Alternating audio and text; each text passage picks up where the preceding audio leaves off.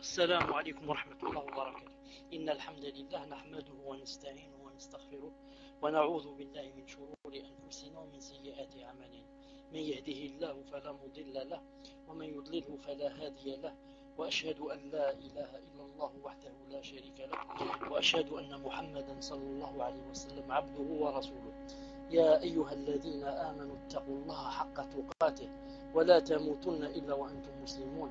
يا أيها الناس اتقوا ربكم خلقكم من نفس واحدة وخلق منها زوجها وبث منهما رجالا كثيرا ونساء، واتقوا الله الذي تساءلون به والأرحام إن الله كان عليكم رقيبا. يا أيها الذين آمنوا اتقوا الله وقولوا قولا سديدا يصلح لكم أعمالكم ويغفر لكم ذنوبكم، ومن يطع الله ورسوله فقد فاز فوزا عظيما. ألا إن أصدق الكلام كلام الله، وخير الهدي هدي محمد صلى الله عليه وسلم، وشر الأمور محدثاتها، وكل محدثة بدعة، وكل بدعة ضلالة، وكل ضلالة في النار. أما بعد، حياكم الله جميعا en cette soirée du mercredi 22 Choual 1429 de l'Hégire, qui correspond au mercredi 22 octobre 2008. Bi'idhnillah Azza wa Jal. Nous sommes toujours avec la personnalité de la musulmane. Nous sommes, Inch'Allah Ta'ala, au 39e cours. 39e cours, Bi'idhnillah Azza wa Jal. Et on commence, Bi'idhnillah Azza wa Jal, sans tarder. Vous écrivez le titre, Inch'Allah Ta'ala, elle est aimable. Elle est aimable.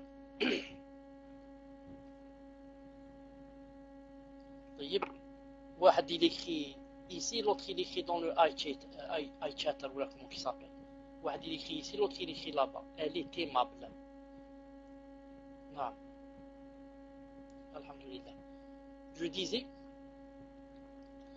Bismillahirrahmanirrahim, il a dit, l'amour des autres est le fruit de l'amour que l'on leur témoigne. Cet amour se manifeste à travers la bienfaisance et la bienveillance pratiques qui, en raison de leurs effets utiles et la bonne réputation qu'elles instaurent, attirent la sympathie des gens. Dans cette logique de réciprocité et conformément au sens indiqué, la musulmane tient toujours à être aimable. La musulmane tient toujours à être aimable. L'amour des gens vis-à-vis d'elle n'est pas seulement l'effet de son amabilité. C'est aussi un indice lui assurant que Allah Azza wa Jal l'aime. Je répète cette phrase car c'est très important. Il a dit, l'amour des gens vis-à-vis de la musulmane n'est pas seulement l'effet de son amabilité, mais c'est aussi un indice lui assurant que Allah Azza wa Jal l'aime. C'est-à-dire que le fait que le musulman en général, que ce soit un frère ou une sœur, se sente aimé par les autres, ce n'est pas parce que lui il est aimable. Certes, ça a un rôle, mais ça ne suffit pas. Mais c'est surtout un indice que Allah Azza wa Jal l'a aimé. Car quand Allah Azza wa Jal aime quelqu'un, il fait que les humains l'aiment aussi. D'ailleurs, à ce sujet, le messager d'Allah sallallahu alayhi wa sallam a dit, quand Allah Ta'ala aime un être humain, il mande Jibril alayhi salam et lui dit, j'aime un tel, aime-le aussi. Et Jibril alayhi salam aime cet homme. Puis Jibril alayhi salam crie aux habitants du ciel, Allah aime un tel, aimez-le aussi. Et les habitants du ciel aiment cet homme. Ensuite, on lui accordera l'agrément, c'est-à-dire l'amour des gens sur terre. L'amour des gens sur terre. D'ailleurs, certains se sont même basés sur le verset qui dit Inna alladhina amanu wa amilu salihat sayaj'alu lahum ar-rahmanu wudda. Inna alladhina amanu, ceux qui ont cru et fait des bonnes œuvres, Allah Azza wa Jal leur descendra l'agrément sur terre, l'amour. Quand par contre Allah Azza wa Jal déteste un être humain, il mande Jibril alayhi salam et lui dit, je déteste un tel, déteste-le aussi. Et Jibril alayhi salam déteste cet homme. Puis Jibril alayhi salam crie aux habitants du ciel, Allah déteste un tel, détestez-le aussi. Et les habitants du ciel détestent cet homme. Ensuite, on fera qu'il soit détesté sur terre. Hadith rapporté par Muslim, voire Sharh Sahih Muslim, volume 16, page 184. Volume 16, page 184. En méditant ce hadith, on comprend facilement le secret qui fait que certains musulmans et certaines musulmanes bénéficient de l'amour des croyants. C'est une équation très simple. Quand quelqu'un agit conformément à ce qui plaît à Allah Azza wa Jal, Allah l'aime. Et quand Allah l'aime, il sera aimé des gens. Et quand au contraire, quelqu'un s'obstine à commettre ce que Allah Azza wa Jal déteste, Allah le détestera. Et quand Allah le déteste, il sera détesté par les gens. L'équation est simple, mais la concrétiser demande beaucoup d'efforts sincères et continus. Subhanallah al-Azim, imaginez quand Allah Azza wa Jal aime quelqu'un, Subhanallah al-Azim, quand Allah Azza wa Jal aime quelqu'un, il fait venir Jibril alayhi salam et il lui dit j'aime un, Subhanallah al-Azim, imaginez, il le cite avec son nom. J'aime un tel, Subhanallah al-Azim, avec le nom et le prénom, toi, moi, qui ne valons rien, Subhanallah al-Azim, des minables, des mouches, Allah Azza wa Jal va te citer avec ton nom et ton prénom. À Jibril alayhi salam, il lui dit j'aime telle personne, Subhanallah al-Azim. Et Jibril lui-même va dire aux autres anges Allah Azza wa Jal aime X. Et il va le citer avec son nom et son prénom, aimez-le, Subhanallah al-Azim. Ici, j'ouvre seulement une petite parenthèse. Naam. L'amour des gens dont on parle ici, c'est l'amour des croyants. Car il se peut qu'une personne soit perverse et qu'elle soit aimée par les gens. Vous trouvez de grands chanteurs qui sont aimés par un grand public. Naam. Est-ce que c'est de cet amour qu'on parle? Pas de celui-là. On parle de l'amour d'Allah Azza wa Jal, naam, qui est un dalil, je disais, on parle de l'amour des gens qui est un dalil que Allah Ta'ala vous aime. C'est quels gens? Ce sont les pieux. Naam, quand les pieux et les pieuses t'aiment, naam, ça c'est un indice que Allah Azza wa Jal t'aime. Mais ceux qui ne sont pas pieux et les pervers, bien sûr, ça n'a rien à voir dans le cours d'aujourd'hui, bi'idhna Azza wa Jal. La même chose quand les gens expriment leur louange à un croyant pour sa bienfaisance. C'est là aussi un indice confirmant qu'Allah Azza wa Jal l'aime pour ses bonnes œuvres et qu'il en sera récompensé. Naam. Quand les gens te font des louanges, des gens pieux et des pieuses te font des louanges, c'est aussi là un indice que quoi? qu'Allah Azza wa Jal t'aime. Même si, en fait, ils ne devaient pas faire des louanges comme ça, yani en face à face. Mais s'ils le font, c'est un délit qu'Allah Azza wa Jal t'aime. Naam. C'est une bonne nouvelle annoncée aux croyants, bienfaiteur par Allah à travers ses serviteurs.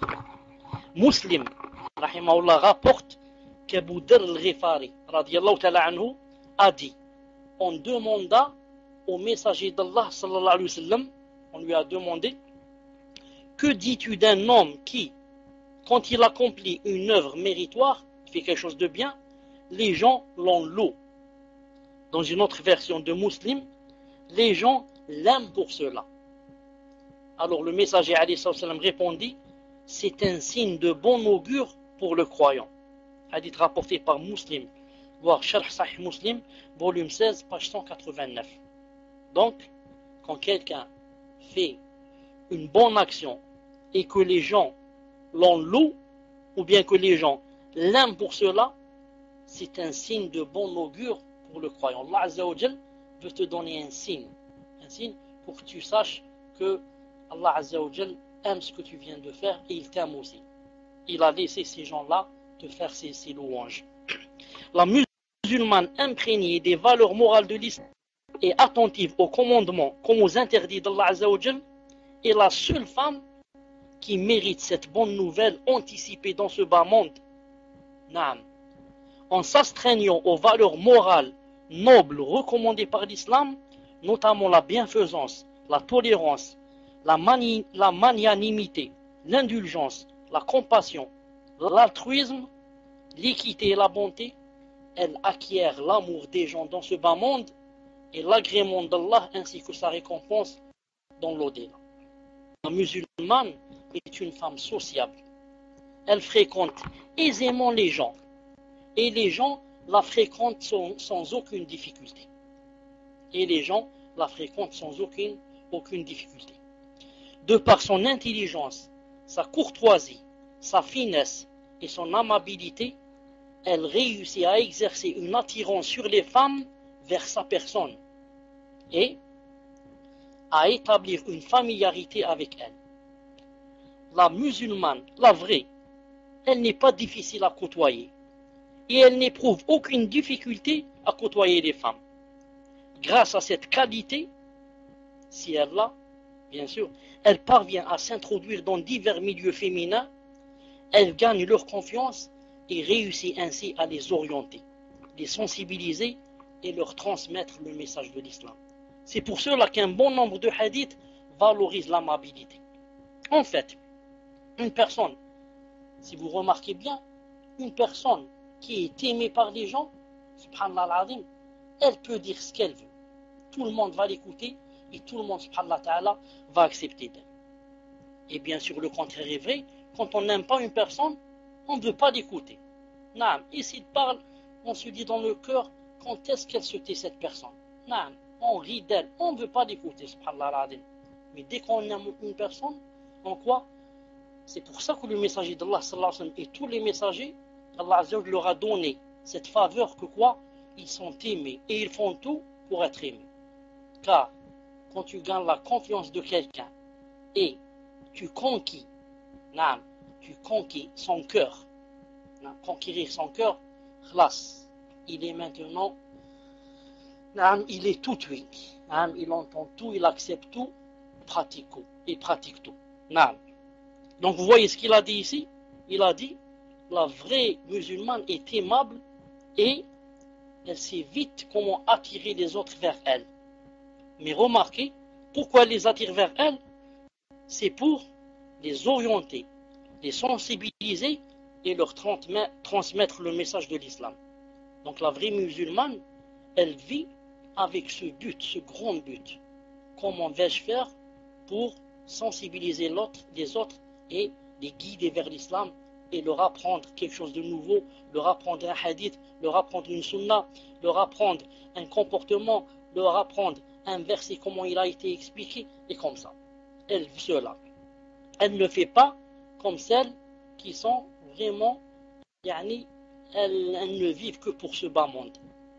Si elle veut faire des connaissances, c'est pour attirer les autres vers elle, pour qu'elle leur parle de la mode, quelle est la dernière mode, quelle est la dernière coiffure, quelle est la dernière jupe, quelle est la dernière chanson, quelle est ceci.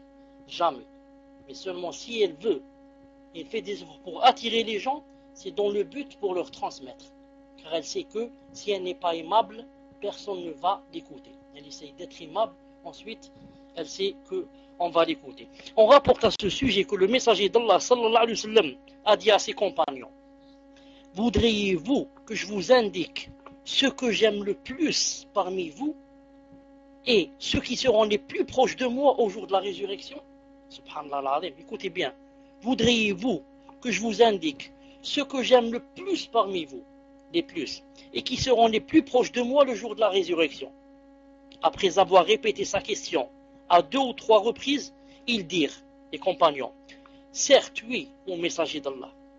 Il leur dit alors, ce que j'aime le plus parmi vous et qui seront les plus proches de moi au jour, ce sont qui? Sont ceux pourvus du meilleur caractère. Non, ce sont ceux qui ont le meilleur caractère parmi vous, c'est-à-dire le meilleur comportement. Hadith rapporté par Ahmed ibn Hanbal, volume 2, page 185. Sa voie de transmission est jugée excellente. Dans d'autres versions, il est dit ceux qui sont accommodants et aimables. On rapporte aussi que le messager d'Allah a dit, le croyant est aimable et celui qui ne l'est pas n'a rien de bon.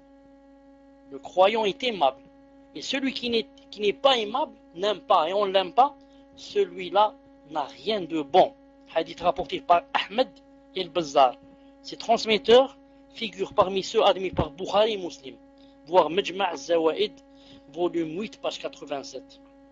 Le messager d'Allah, sallallahu alayhi wa sallam, de par sa qualité de modèle par excellence, pour tout musulman, donna l'exemple à la communauté des croyants en traitant les gens avec bienveillance et amabilité. Sa conduite sur ce plan aussi représente un guide qui indique aux croyants toutes les méthodes susceptibles d'attirer les gens et gagner leur sympathie. Comment était-il, sallallahu alayhi wa sallam? Que faisait-il pour cela? Écoutez bien.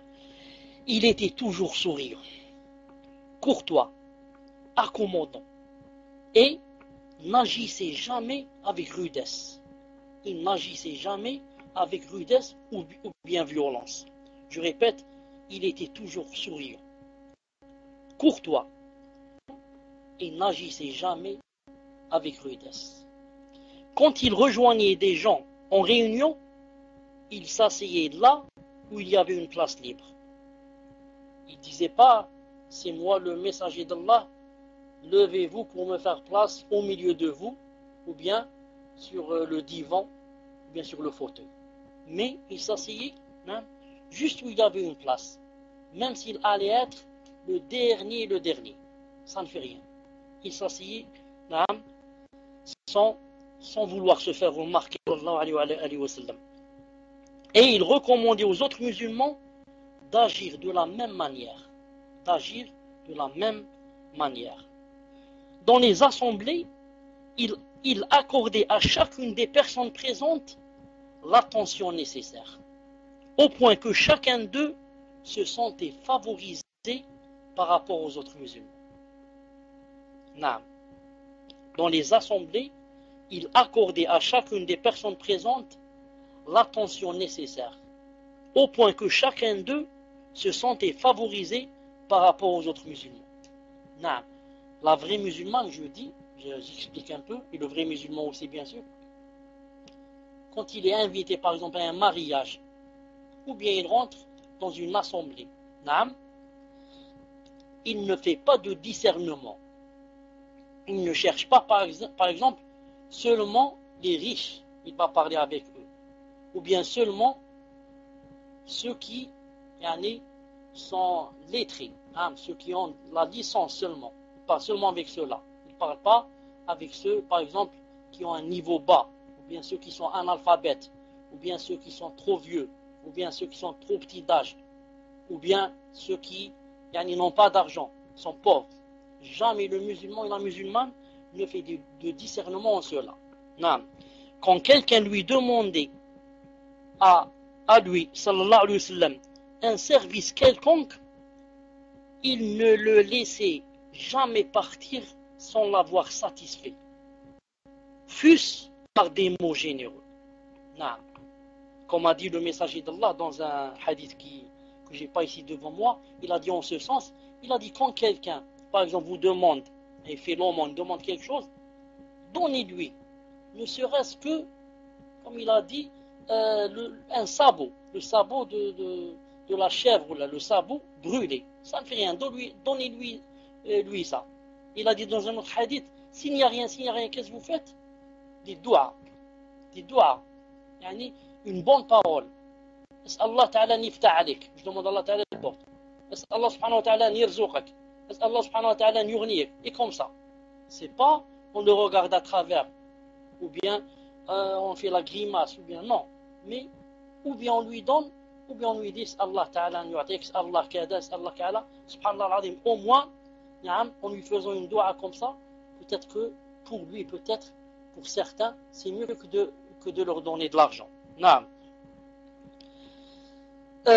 Ses compagnons, les compagnons du messager d'Allah, le considéraient comme un père. Son caractère noble et ses largesses s'étendaient équitablement à eux tous. Et seul le degré de piété des uns les distinguait des autres. Que j'aime une personne parce qu'elle est plus pieuse que l'autre, cela est permis. Ce n'est pas interdit. Au contraire, c'est ça le délit du vrai iman. C'est que j'aime le pieux plus que celui qui est moins pieux. C'est ça le vrai iman. Parce que Allah Ta'ala aime le pieux, et moi je l'aime. Je l'ai aimé pour l'amour d'Allah Azza wa Jal. Les gens qui l'entouraient étaient humbles, respectueux envers les plus âgés qu'eux, et tendres envers les plus petits. Altruistes. altruiste à l'égard des nécessiteux et protecteur envers des étrangers. Quand je dis que le messager d'Allah, sallallahu alayhi wa sallam, quand on lui demandait un service, il le faisait toujours, ne serait-ce qu'en disant de bonnes paroles et des mots généreux. Ça me rappelle un hadith qui bien sûr se trouve dans un hadith authentique qui se trouve dans Bukhari et Muslim. Que dit ce hadith? Je vous donne son sens, je vais dire son sens, mais c'est un hadith authentique dans Bukhari ou Muslim. Hamza, radiallahu ta'ala anhu, l'oncle du messager d'Allah, vous le connaissez, tout le monde le connaît. Sayyid Shuhada, le grand martyr, radiallahu ta'ala anhu. Quand il est mort, il a laissé une fille. Cette fille, Ali ibn Abi Talib et Ja'far ibn Abi Talib et Zayd aussi, chacun de ces trois a voulu la prendre pour elle. Car chacun de ces trois voyait que il était le plus proche d'elle et elle était la plus proche de lui dans la parenté, dans la relation parentale. Chacun a voulu la prendre. Ali ibn Abi Talib et Ja'far ibn Abi Talib et Zayd. Alors ils se sont disputés cette fille devant le messager d'Allah sallallahu alayhi wa sallam. Le messager d'Allah sallallahu alayhi wa sallam, qu'est-ce qu'il a fait? Il l'a donné parce que chacun des trois le lui a demandé. Alors il a donné cette fille à sa tante. Et c'est là qu'il a dit que la tante remplaçait la mère. Al-khalatu bimanzilat al-umm. Hadith authentique. Al-khala, elle remplace la mère. C'est-à-dire dans le fait de garder les enfants après la mort de ses parents. Al-Muhim, quand il a donné cette fille à sa tante, les trois bien sûr qui voulaient se disputer de la fille, sûrement qu'ils ont senti quelque chose dans le cœur. Comment chacun a demandé une chose au messager, il ne l'a pas donné, sallallahu alayhi wa sallam. Mais qu'a-t-il dit aux trois? Écoutez bien ce qu'il a dit aux trois. Il a dit à Ali radiyallahu ta'ala anhu, il lui a dit, Anta minni wa ana minka. Toi, tu es de moi et moi je suis de toi. Tu es de ma chair, je suis de ta chair. Subhanallah l'azim. Ensuite il s'est retourné vers Ja'far. Il lui a dit, Ashbahta khalqi wa khuluqi. Subhanallah l'azim. Tu ressembles à mon comportement et mon physique. Tu ressembles à mon comportement et mon caractère. Tu as mon caractère et mon physique. Il s'est retourné ensuite vers Zayd. Il lui a dit, Anta akhuna wa maulana. Toi, tu es notre frère et notre protecteur. Subhanallah l'azim. Regardez comment le messager d'Allah, alayhi salam, la hikmah qu'il avait, comment pour adoucir leur cœur, pour éloigner la tristesse de leur cœur, parce qu'il ne leur a pas donné la fille, parce que la fille revient à sa tante, donc il leur a dit des choses pareilles, des phrases qui me disent comme ça pour moi, c'est mieux qu'ils me donnent de la fille pour l'élever. Je préfère qu'ils me disent une phrase pareille. Subhanallah l'azim. Taïb. Où est-ce qu'on était arrivé? Le messager d'Allah sallallahu alayhi wa sallam ne décevait jamais celui qui se dirigeait vers lui en espérant son assistance. Je me rappelle maintenant, il y a un hadith dans Sahih al-Bukhari. Une femme avait pendant des mois et des mois tissé un beau qamis pour le messager d'Allah sallallahu alayhi wa sallam. Ensuite, elle est rentrée comme ça dans la mosquée et lui a dit à Rasulullah, voilà le qamis, comme ça bien plié, subhanallah. Juste le messager d'Allah sallallahu alayhi wa sallam il prend le qamis dans sa main, comme ça, de la femme. Voilà que quelqu'un des compagnons se lève et dit, Ya Rasulullah, donne-moi ce qamis, il m'a plu. Non, regardez, qamis, c'est pas comme de nos jours. Un qamis ou là une robe ou là c'est quoi? On peut acheter 10 par jour. Un qamis, j'ai dit, des mois pour le tisser, et ensuite où est l'argent pour l'acheter? Mouhim, c'était un grand cadeau. Et l'autre il dit à Rasulullah, ce qamis m'a plu, donnez-le-moi. Bien sûr, le messager d'Allah sallallahu alayhi wa sallam ne dit jamais à quelqu'un, je ne te donne pas cette chose. Et il lui a donné le qamis et les compagnons se sont élevés et se sont soulevés et ont grondé cette personne. Tu n'as pas honte de demander cette chose alors que le messager d'Allah ne s'est même pas habillé avec ce qamis, ni ne l'a mis même pas une fois dans sa vie. Alors l'autre de répondre, Wallahi, ce n'est pas à cause du qamis que j'ai demandé cela, ce n'est pas spécialement pour le qamis en lui-même, mais je voulais que quand je meurs, je voudrais que je sois couvert par le qamis du messager d'Allah sallallahu alayhi wa sallam. Il a dit voilà mon but. Mon but ce n'est pas je suis là comme quelqu'un qui demande comme ça des choses. Non, mon but c'est juste pour que quand je meurs, on va m'enterrer. Je voudrais qu'on me couvre avec ce qamis. Alors là bien sûr tout le monde s'est tu bi'idhnillah azza wa jal. Je disais, le messager d'Allah alayhi salam ne décevait jamais celui qui se dirigeait vers lui en espérant son assistance. Il avait préservé sa personne de 3 défauts. Le messager d'Allah avait préservé sa personne de 3 défauts. La dispute, il n'y a pas de dispute. Le bavardage, il ne parle pas beaucoup. Et l'indiscrétion. L'indiscrétion, jamais il te demande quelque chose qui n'a rien à voir avec le din ou qui n'a rien à voir avec lui. Naam. Il s'abstenait, comme il avait préservé les gens de 3 autres insuffisances. Il s'abstenait de les critiquer, de les déshonorer ou de chercher leurs fautes dissimulées. Le messager d'Allah ne parlait que pour dire quelque chose de bénéfique. Et quand il parlait, l'assistance observait le silence et ne parlait qu'une fois ses propos achevés. Personne d'entre eux ne se disputait avec un autre en sa présence, sallallahu alayhi wa sallam. Par modestie et courtoisie, il accompagnait leur rire et leur émerveillement. Par modestie, quand les gens riaient, il riait avec eux, même si ça lui faisait pas rire. Juste pour dire que je suis là avec vous, je partage vos joies, comme je partage vos peines. Il arrivait qu'un étranger vienne le solliciter de manière tellement rustre et violente et peu convenable que les compagnons lui enjoignaient de soigner sa façon de parler. Mais le prophète faisait montre de patience et leur disait: quand vous constatez que quelqu'un a besoin d'aide, accordez-la lui. Il n'acceptait aucun éloge gratuit et déplacé. Il ne coupait jamais la parole à celui qui s'adressait à lui. Il attendait plutôt jusqu'à ce que son interlocuteur eût terminé ses propos, ou bien qu'il l'eût signifié en se levant. Aïcha, qu'Allah l'agrée, radiyallahu ta'ala anha, nous informe aussi qu'il agissait prudemment avec les mauvaises gens et qu'il leur manifestait sa bienveillance pour gagner leur cœur. Même les mauvais, il agissait très prudemment avec eux et manifestait sa bienveillance pour gagner leur cœur.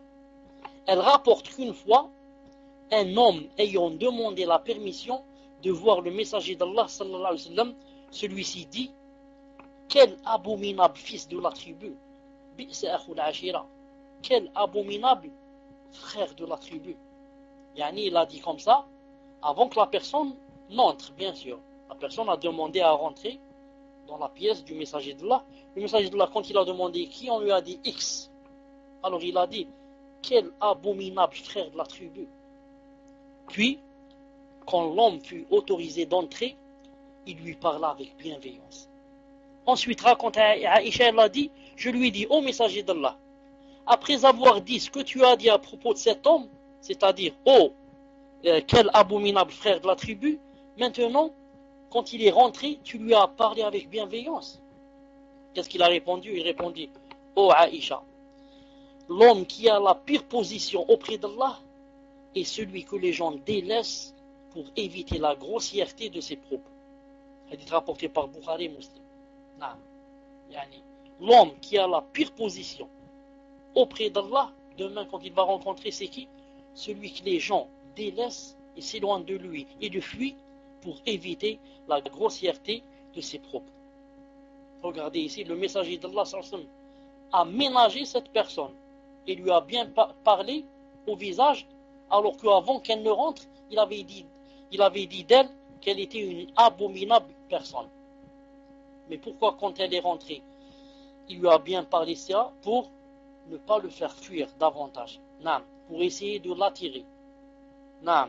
Et la personne qui, les gens ne veulent pas d'elle, ils la fuient pour son caractère, son mauvais comportement, celle-là, elle aura une pire position demain quand elle va rencontrer Allah Azza wa Jal.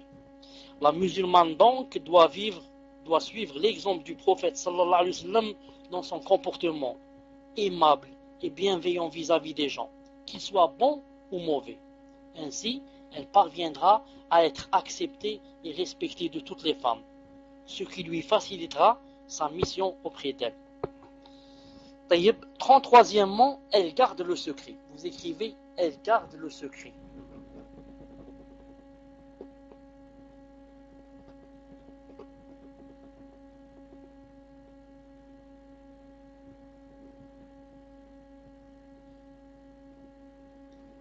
Vous écrivez, elle garde le secret. 33e, elle garde le secret.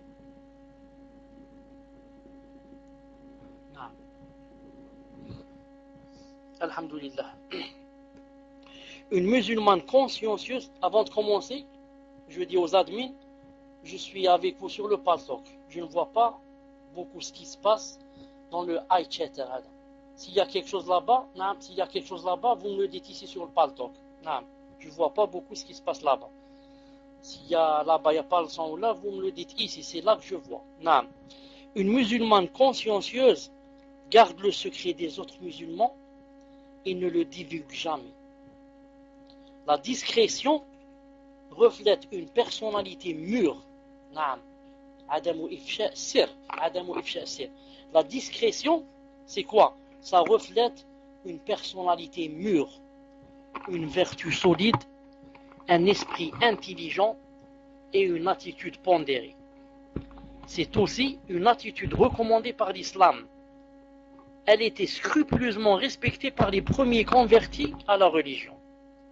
Par conséquent, la vraie musulmane est appelée à être la confidente la plus fiable, car tel est le comportement des meilleurs parmi les croyants. Car tel est le comportement des meilleurs parmi les croyants. Le récit suivant illustre de façon parfaite la discrétion manifestée par Abu Bakr Siddiq et Uthman ibn Affan radiyallahu ta'ala anhuma vis-à-vis de Omar ibn Khattab radiyallahu ta'ala anhu au sujet d'un secret que le messager d'Allah sallallahu alayhi wa sallam leur avait confié. Écoutez bien ce qui s'est passé. Bukhari rapporte que Abdullah ibn Omar ibn al-Khattab radiyallahu ta'ala anhu a dit, c'est-à-dire il parlait de son père, il a dit, Omar ibn al-Khattab raconte que lorsque sa fille Hafsa perdit son mari, vous connaissez Hafsa, la fille de Omar ibn al-Khattab radiyallahu ta'ala anhu, qui fut ensuite qui? Elle fut l'épouse du messager d'Allah sallallahu alayhi wa sallam. La seule, entre parenthèses, que le messager d'Allah divorça, la seule. Mais Allah Ta'ala lui a envoyé Jibril pour lui dire, il faut la rendre. Pourquoi? Car elle est tout le temps en train de jeûner et tout le temps en train de faire la prière de la nuit. Subhanallah al-Azim. Allah Azza wa Jal a demandé au messager d'Allah de la rendre. Il faut que tu la rendes. Naam, elle ne sera pas divorcée. Elle sera l'une de tes épouses dans le paradis. Au paradis.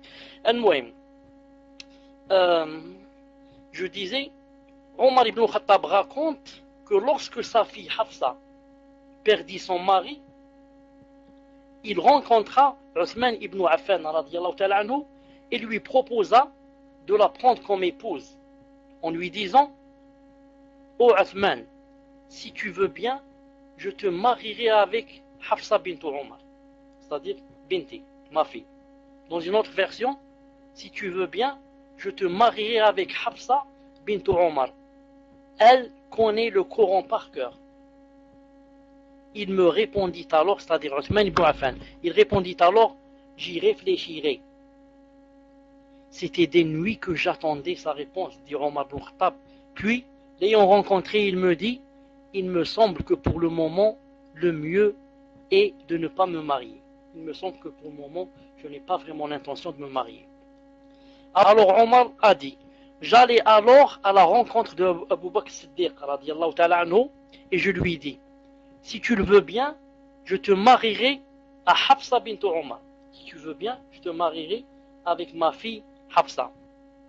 Mais il gardait le silence et ne me donna aucune réponse. À cause de cela, je fus plus irrité à son encontre qu'à l'égard de Uthman ibn Affan. C'est-à-dire, il ne m'a pas rendu réponse, ni ce jour-là, ni le lendemain, ni le troisième jour, ni rien. Plusieurs jours après,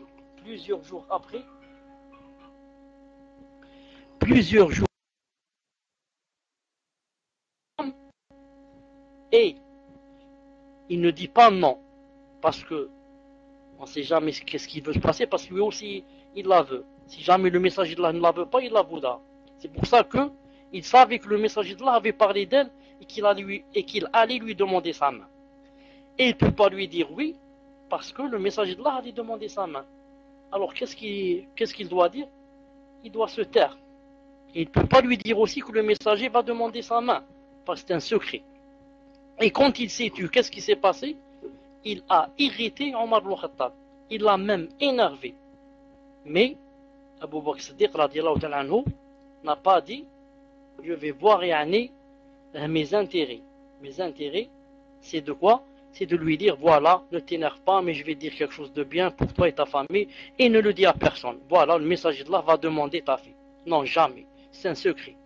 Même s'il va s'énerver contre moi, il ne va plus me parler, ça ne fait rien. C'est un secret, je ne dois pas parler, je dois rien. Car maintenant, de nos jours, vous savez que, devenu à la mode, tu dis à quelqu'un, je vais te dire quelque chose, mais attention, c'est un secret entre moi, toi et moi. Il va te dire d'accord, et peut-être même il va jurer par là qu'il va garder le secret. Ensuite, qu'est-ce qu'il va faire? Il va rencontrer une autre personne, et il va lui dire, voilà, c'est un secret, hein, jure-moi que tu ne vas pas lui dire, et ensuite il va dire, je vais te le dire seulement à toi. Et comme ça. Et l'autre va dire au troisième, le troisième au quatrième, quatrième au cinquième, et comme ça tout le monde saura. Yani saura ce secret. Chez les compagnons, radiyallahu ta'ala anhum, la vertu de préserver les secrets des autres ne fut pas une qualité propre aux hommes. Elle caractérisait aussi les femmes et même les enfants qui étaient imprégnés des enseignements de l'islam. Écoutez bien ce qui va suivre. L'imam Muslim, rahimahullah, rapporte que Anas ibn Malik, tout le monde connaît Anas, radiyallahu ta'ala anhu. Qu'a dit Anas, radiyallahu ta'ala anhu? Il a dit, alors que je jouais avec des enfants, un jour, le messager d'Allah, sallallahu alayhi wa sallam, arriva. Il nous salua, puis il m'envoya pour une commission. Comme j'avais tardé, ma mère m'a dit quand je suis rentré, qu'est-ce qui t'a retenu? Oh Anas, tu as tardé, où étais-tu? Qu'est-ce qui t'a retenu? Le messager d'Allah sallallahu alayhi wa sallam m'a envoyé pour une commission, répondit-il. Le messager d'Allah alayhi wa sallam m'a envoyé pour une commission, répondit-il. Quelle a été cette commission? Me demanda-t-elle. Quelle a été cette commission? Me demanda-t-elle. C'est un secret, répliqua Anas. C'est un secret, répliqua Anas. Elle me dit alors, ne divulgue à personne le secret du messager d'Allah sallallahu alayhi wa sallam. Ensuite, Anas a dit à Thabit ibn Qais, radiyallahu ta'ala anhu, par Allah, si j'avais à informer quelqu'un de ce secret, c'est toi que j'aurais informé. Sharh Sahih Muslim, volume 14, page 41. Regardez, cet enfant n'a même pas voulu dire à sa mère, comme dit le message d'Allah, à qui j'obéis, ta mère, ensuite ta mère, ensuite ta mère, 3 fois. Mais ici, il ne lui raconte pas, il ne divulgue pas le quoi? Il ne divulgue pas le secret du messager d'Allah sallallahu alayhi wa sallam. Et pourtant, c'est seulement une commission. Il a envoyé seulement pour une petite commission. Mais il ne dit même pas à sa mère quelle est cette commission. C'est là un exemple que toute musulmane devrait suivre dans l'éducation de ses enfants.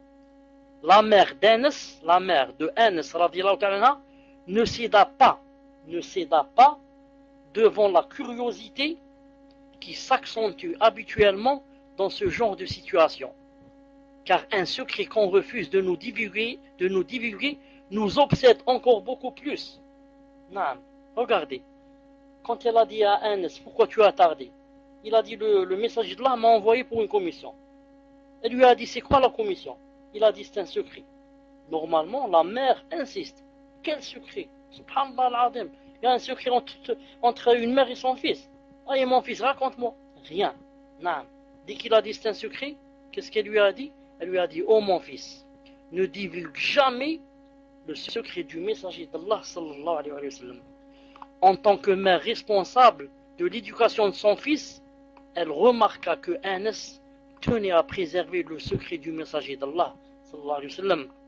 Et comme cette attitude est en elle-même une qualité digne d'être encouragée, elle la consolida en lui demandant de ne divulguer à personne le secret du prophète sallallahu alayhi wa sallam.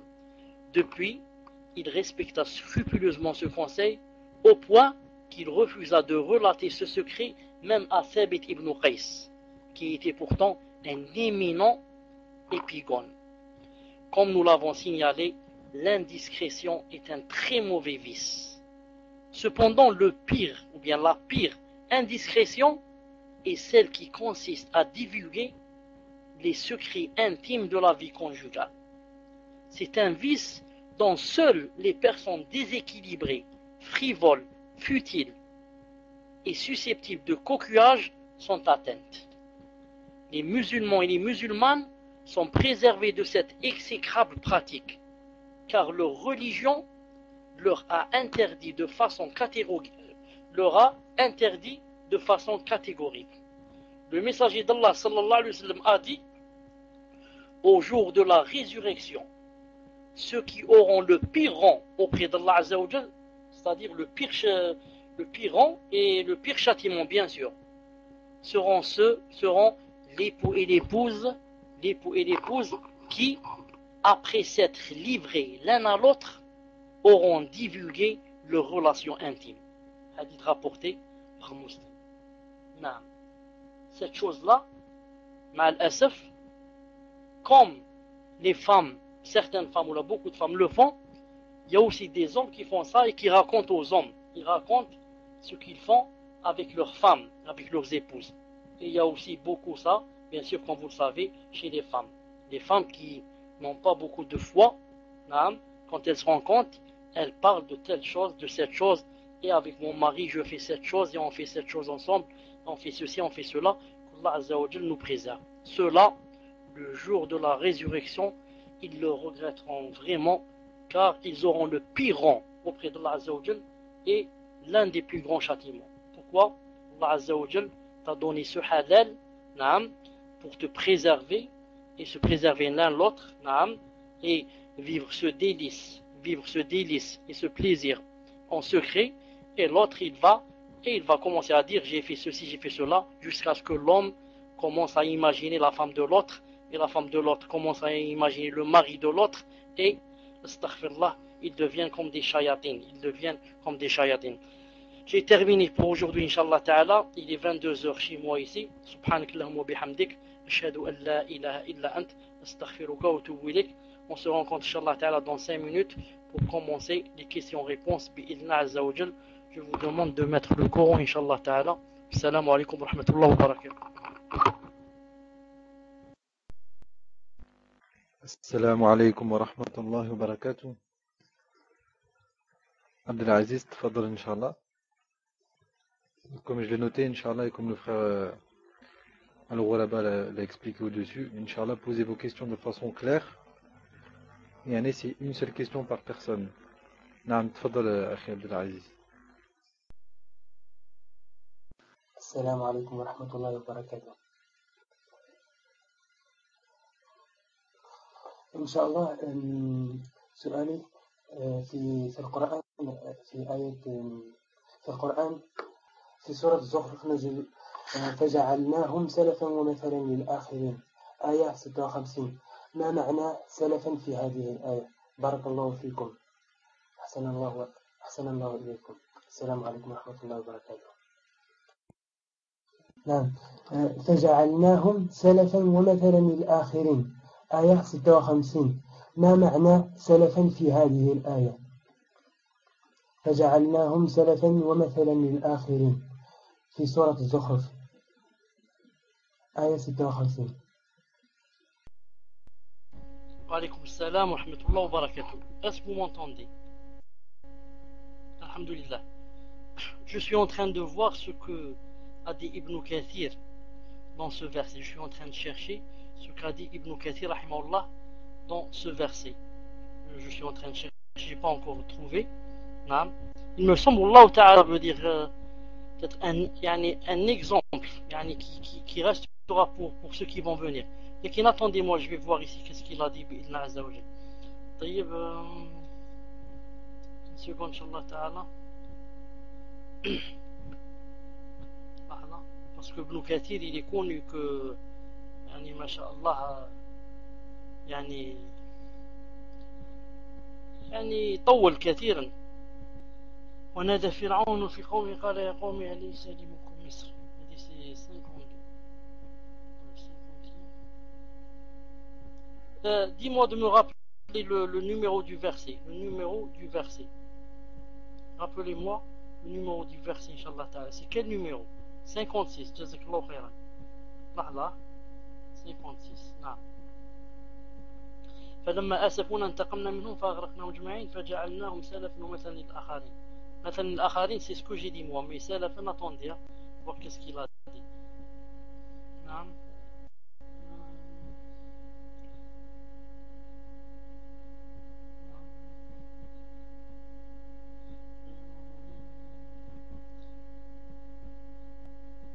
تقدروش إن شاء الله.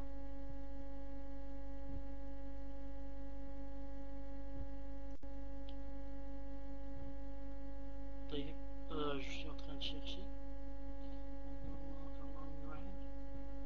Je suis pas loin إن شاء الله تعالى.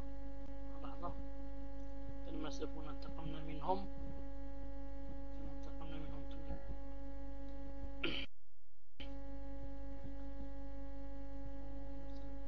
Bon, مثلا قال عبرة.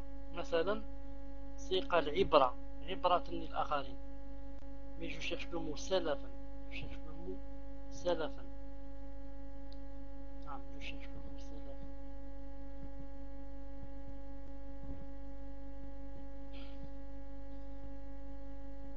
فجعلهم سلفا. سلفا قال لمثل من عمل بعملهم. نعم سلفا il a dit لمثل من عمل بعملهم. C'est-à-dire il veut dire ici rahimahullah que Allah Azza wa Jal a fait de ceux-là de leur châtiment, il a fait un exemple pour ceux qui vont faire la même faute en les châtiant de cette façon. Allah Azza wa Jal a laissé ça comme un exemple que quiconque va faire la même faute, il aura la même punition. Il aura la même punition. C'est ce qu'a dit Ibn Kathir rahimahullah ta'ala. Attendez, je profite ici pour voir ce qu'a dit Sa'di rahimahullah.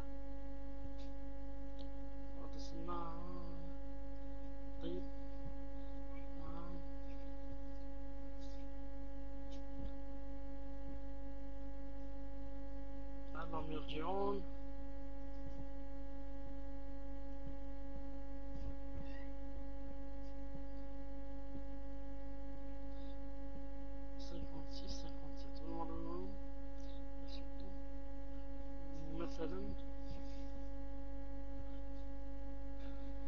Je crois que Saadi rahimahullah n'a pas parlé de ça.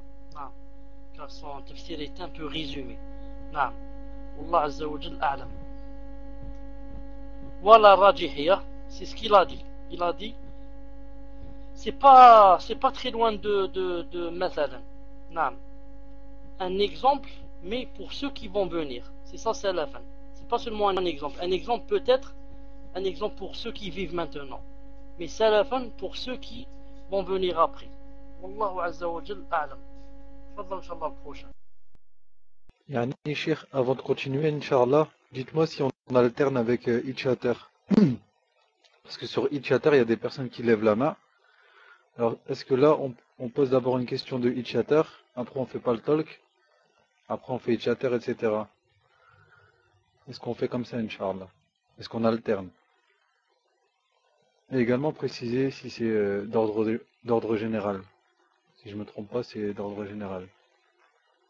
Donc deux sur Paltalk et une sur Itchater, Inch'Allah. Saoudia, c'est à vous, Inch'Allah. Après, on passe à Itchater. Assalamu alaikum wa rahmatullahi wa barakatuh. Hayakumullah. Ma question est la suivante. Y a-t-il une permission dans le fait qu'une femme demande un homme en mariage? Ou est-ce que cela est attribué qu'au prophète sallallahu alayhi wa sallam? Tfadal, Cheikh. Naam, wa alaykum salam wa rahmatullahi wa barakatuh. En islam, il n'est pas interdit, naam, que ce soit la femme qui demande l'homme en mariage. Seulement, ça ne se fait pas de façon directe, mais elle passe par un homme. Par exemple, elle envoie, par exemple, elle parle à sa mère parle à son père, à elle, et son père va voir le père de cet homme, ou bien va voir l'homme lui-même, le prétendant, et lui dit par exemple, est-ce que ça t'intéresserait que je te marie avec ma fille? Vous voyez que Omar al-Khattab l'a fait, et avant lui, Moussa, notre prophète Moussa l'a fait. Avec qui? Avec cette personne qui a voulu, ou plutôt l'autre personne qui l'a fait avec Moussa quand cette personne a dit, et cette personne n'est pas Chouaïb, car beaucoup de gens croient que cette personne c'est Chouaïb, le prophète Chouaïb, mais ce n'est pas le prophète Chouaïb, c'est une autre personne, comme l'a bien montré Ibn Taymiyyah rahimahullah, dans le verset qui dit قال إني أريد أن أنكحك إحدى ابنتي هاتين على أن تأجرني 8 حجج. Cette personne a dit à Moussa alayhi salam, je voudrais te marier une de mes deux filles, c'est-à-dire que tu choisiras une bien sûr, à condition que la dot soit que tu travailles chez moi 8 ans. Si tu veux terminer 10 ans, c'est de toi. Non, c'est comme tu veux toi. Et Moussa alayhi salam a travaillé 10 ans bien sûr, non, et il a pris une des filles de cette personne.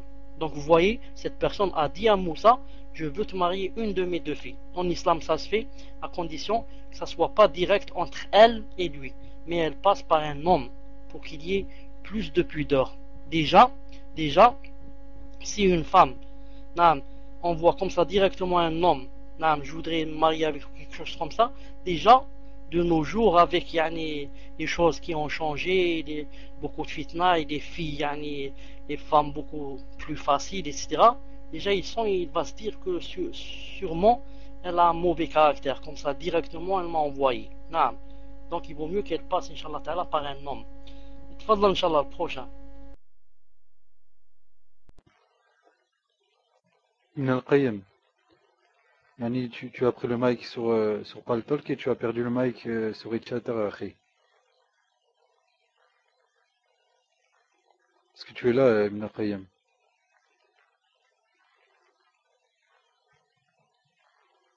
Naam. Mais Ibn al-Qayyim, prends le mic dans... Naam. Prends le mic sur Itchater. Yani, moi j'ai les deux ouverts. Donc je peux lire la question en même temps, Inch'Allah.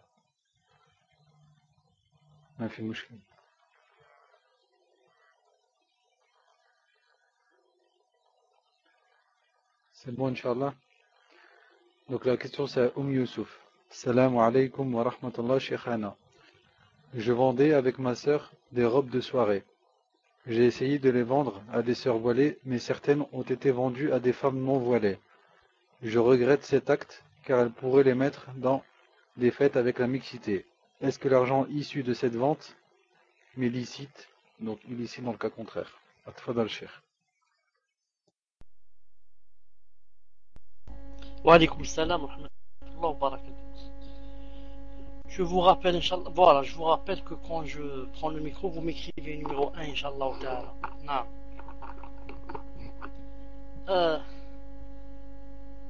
Il y a certains vêtements, qu'on ne doit vendre qu'à des personnes voilées. Je parle des vêtements de femmes, bien sûr. Il y a certains vêtements que on ne doit vendre qu'à des femmes voilées. C'est pour ça que les vêtements qu'on doit vendre aux femmes voilées, si on les vend à d'autres, qu'est-ce qu'elles vont faire? Elles vont sortir avec ces vêtements dévoilés, et c'est nous, bien sûr, qui auront alors les péchés.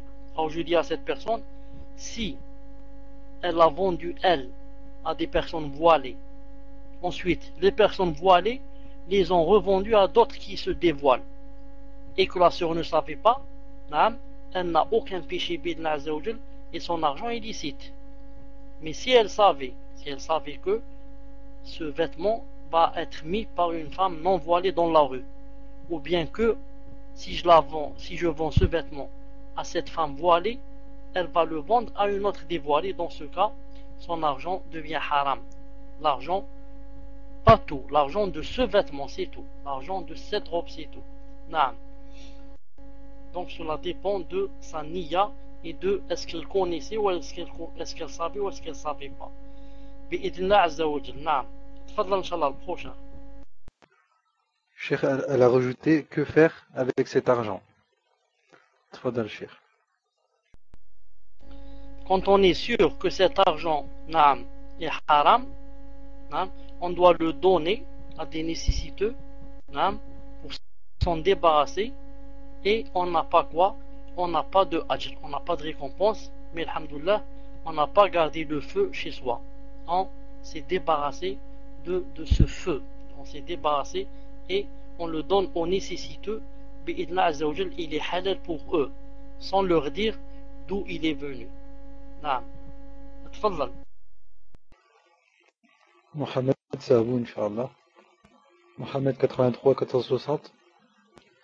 Salam alaykum wa rahmatullah, Cheikh. Peut-on mettre des vêtements de marque Puma? Puma, donc il y a le Puma qui est dessiné. Et quelle est la règle par rapport aux images ayant une âme, même s'il n'y a pas les yeux ni la bouche? Barakallahu fik. Tfadal, Cheikh. Wa alaykum salam wa rahmatullah wa barakatuh. Pour dire la vérité, il y a des Puma, j'ai oublié c'est quoi exactement cette marque. C'est une marque de sport ou c'est quoi exactement? C'est l'animal Puma. C'est une marque de sport. C'est comme un tigre. C'est comme un tigre qui est, je crois, dessiné sur la photo, l'image. Ensuite, il faut voir c'est quoi cette marque.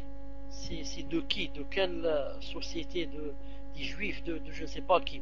Comme beaucoup de personnes mettent avec Nike, ou la Nike, ou avec beaucoup de savants ont dit que c'était interdit, et que ça voulait dire en grec déesse, ou quelque chose comme ça. C'est pour ça que le musulman, toujours, avant de mettre la chose, il doit demander d'où ça vient, etc. C'est pour ça que, donc, il faut bien demander d'où ça vient des pumas, etc. Mais tant que on ne sait pas sur la chose, ce n'est pas la peine de faire l'inspecteur Colombo. Quand c'est quelque chose qui t'a pas attiré de doute, tu la mets tant que tu n'as pas entendu dire d'elle que cette chose vient des juifs, ou bien sinon, bien sûr, on va tout jeter avec quoi? Avec les waswas. On va avoir les waswas, toute chose, on va dire ça vient des juifs, etc. Et on va rien mettre. Et il faut la silhouette. La silhouette, elle rentre dans le hadith. La silhouette, quand il y a une silhouette d'une panthère ou une silhouette d'un lion, ou là, elle rentre dans le hadith. Bi'idhnillahi azza wa jal.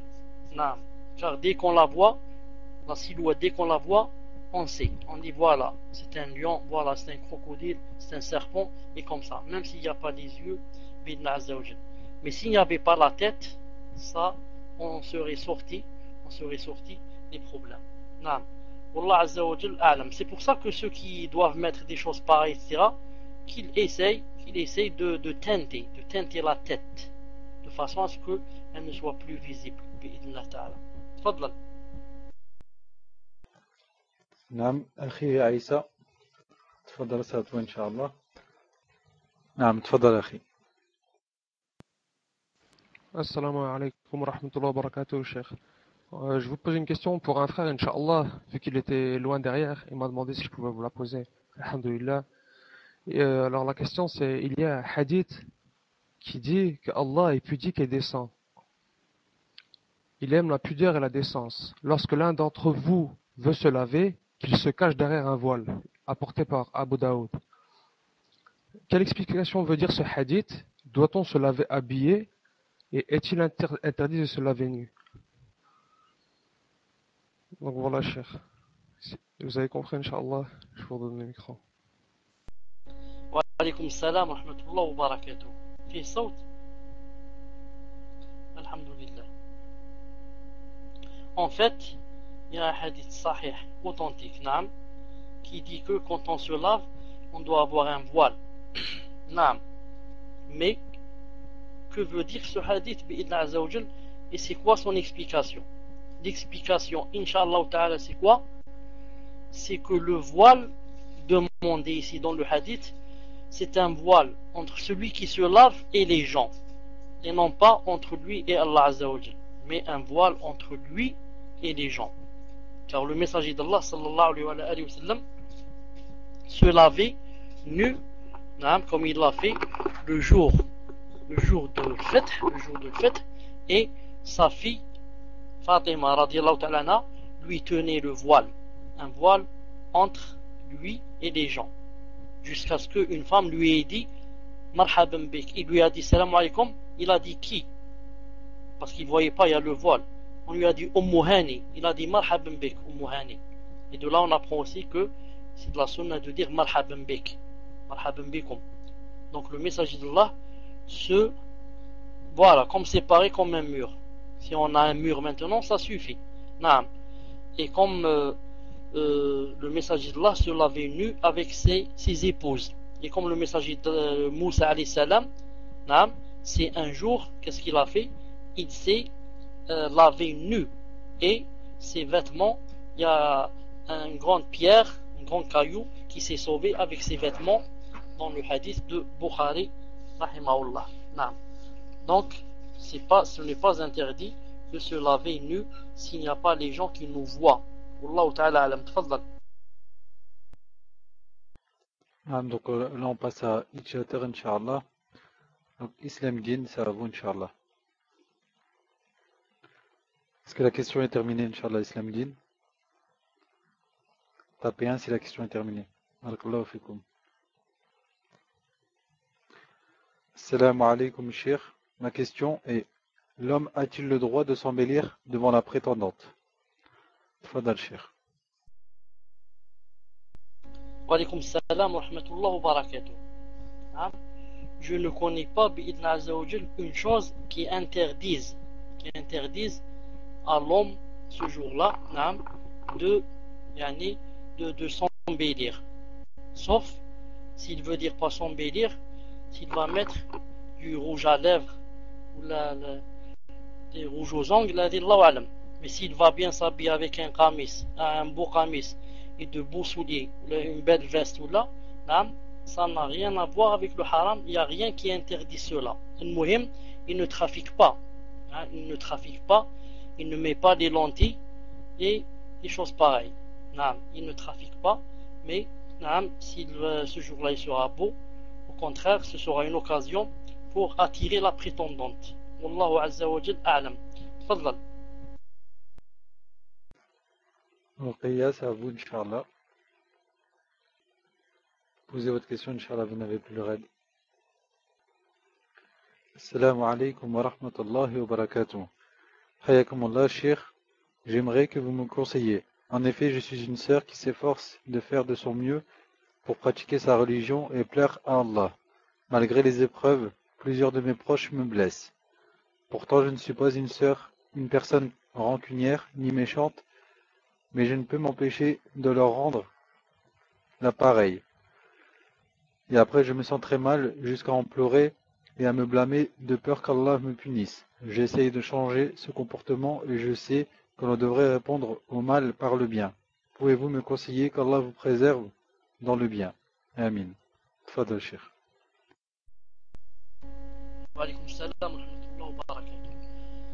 En effet, la réponse, Inch'Allah Ta'ala, a été donnée par la sœur lorsqu'elle l'a dit, et je sais que l'on devrait répondre au mal par le bien. Non. Moi je dis, si quelqu'un peut répondre au mal par le bien, c'est là un délit et une preuve qu'il a vraiment atteint la piété. Mais bien sûr, ce n'est pas donné à tout le monde, et si quelqu'un, tu dis quelque chose qui est en toi, et tu lui réponds par quelque chose qui est en lui, ce n'est pas interdit. L'essentiel, ce n'est pas de mentir ou de dire des choses sur son père et sa mère, ou là, sa famille est comme ça. Mais si quelqu'un peut patienter et accepter ça pour Allah Azza wa Jal et lui rendre le mal par le bien, ça c'est comme je dis, comme a dit Allah Ta'ala, wa ma yulaqaha illa alladhina sabaru wa ma yulaqaha illa dhu hazzin azim. Comme a dit le message de Allah, واتبع السيئة الحسنة تمحوها. Il a dit fais suivre la mauvaise action, fais-la suivre par la bonne action, elle va l'effacer. Mais ça demande un peu de djihad, ça demande un peu d'effort, ça demande un peu de mater l'âme, la nafs, pour la mater, pour que j'agisse d'après ce que Allah Azza wa Jal aime. Je demande à Allah subhanahu wa ta'ala qui nous aide à faire le djihad de notre nafs. Amin. Tfaddal. Adam, c'est à vous, Inch'Allah. Adam, est-ce que vous êtes là, Inch'Allah? Posez votre question, Inch'Allah. Adam, si vous n'arrivez pas à poser la question, c'est qu'elle est trop longue. Donc soit coupez-la. Non, on ne l'a pas reçue. Donc passez-la en PV, Inch'Allah. Pour éviter de perdre du temps. Barakallahu fikum. Elle est certainement trop longue. Inch'Allah, pour éviter de perdre du temps, je vais passer la question de Mu'abaydillah. Je l'ai déjà en PV. Salam alaykum Sheikhana. D'abord, je voudrais dire que peut-être que tout l'amour qu'on vous porte est un signe pour vous qu'Allah vous aime, Inch'Allah. Ensuite, je voudrais vous demander, en ce qui concerne le fait de rompre le jeûne obligatoire pour la femme enceinte ou la femme qui allait. On a vu qu'elle devait le rompre qu'à condition que le jeûne soit un danger pour l'enfant ou la mère. Mais quelles sont les conditions de ce danger? C'est-à-dire, est-ce que le fait que l'enfant maigrisse est un danger, ou est-ce que cela doit être plus grave ou moins grave? En résumé, à partir de quel point on peut estimer qu'il y a un danger? Jazakumullahu khayran sheikhana. Tfadal sheikh. Al-Ghuraba ou la musulmane, peux-tu Inch'Allah répondre à la question? Jazakallahu khayran. Je lisais une autre. Tfadal là. Afouan. Naam, Inch'Allah, Cheikh. Donc, Adam, Inch'Allah, préparez votre question. Après la question de Ubaydillah, on posera votre question. Donc, je répète la question. Salam alaykum, Sheikhana. D'abord, je voudrais dire que peut-être que tout l'amour qu'on vous porte est un signe pour vous qu'Allah vous aime. Inch'Allah. Ensuite, je voudrais vous demander, en ce qui concerne le fait de rompre le jeûne obligatoire pour la femme enceinte ou la femme qui allait. On a vu qu'elle devait le rompre qu'à condition que le jeûne soit un danger pour l'enfant ou la mère. Mais quelles sont les conditions de ce danger? C'est-à-dire, est-ce que le fait que l'enfant maigrisse est un danger, ou est-ce que cela doit être plus grave ou moins grave? En résumé, à partir de quel point peut-on estimer qu'il y a un danger? Jazakumullahu khayran sheikhana. Tfadal sheikh. Wa alaykum salam wa rahmatullahi wa barakatuh.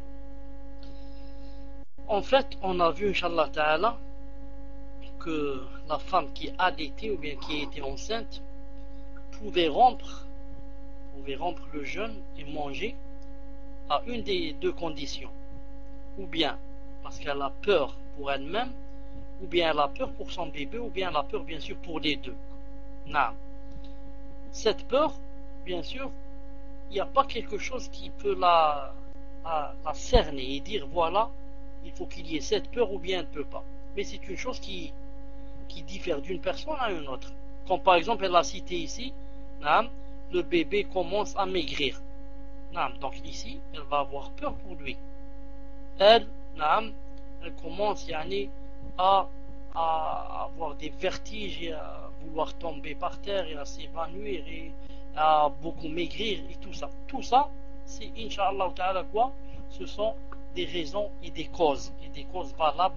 Je voudrais ici remarquer que certains savants ont dit que ce bébé, si jamais elle l'allaitait, il faut que ça soit le genre qui ne mange pas.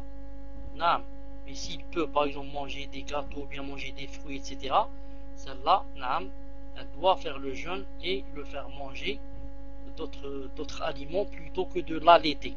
Et certains d'autres, je ne connais pas leur dalil, mais j'ai lu ça vous pouvez le vérifier dans le site de www de Firkous, on dit que il ne doit pas dépasser 5 mois. Le bébé ne doit pas dépasser 5 mois. Mais comme j'ai dit tout à l'heure, je ne sais pas où est le dalil de ce 5 mois. Oui, mais si on peut lui donner des biberons. Si on peut lui donner des biberons, ça veut dire nous en jeûne, puisqu'il peut boire le lait en poudre, etc. Donc là, alhamdoulilah, on lui donne, Inch'Allah Ta'ala, des biberons. Si on sait que les biberons lui conviennent et ne le font pas maigrir ou bien ne le font pas mal et qu'il est habitué au biberon. Bidna Azza wa Jal. Tfadlal Inch'Allah.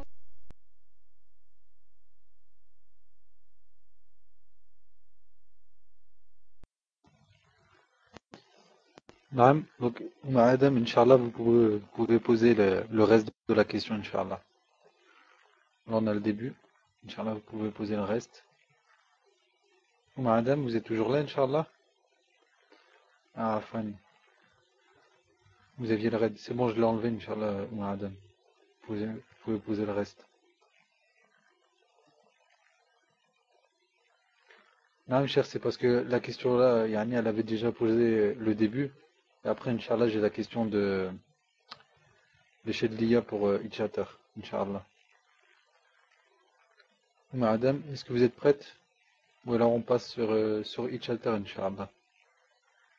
Non. Je vais poser la question de Shedliya sur Itchater, Inch'Allah.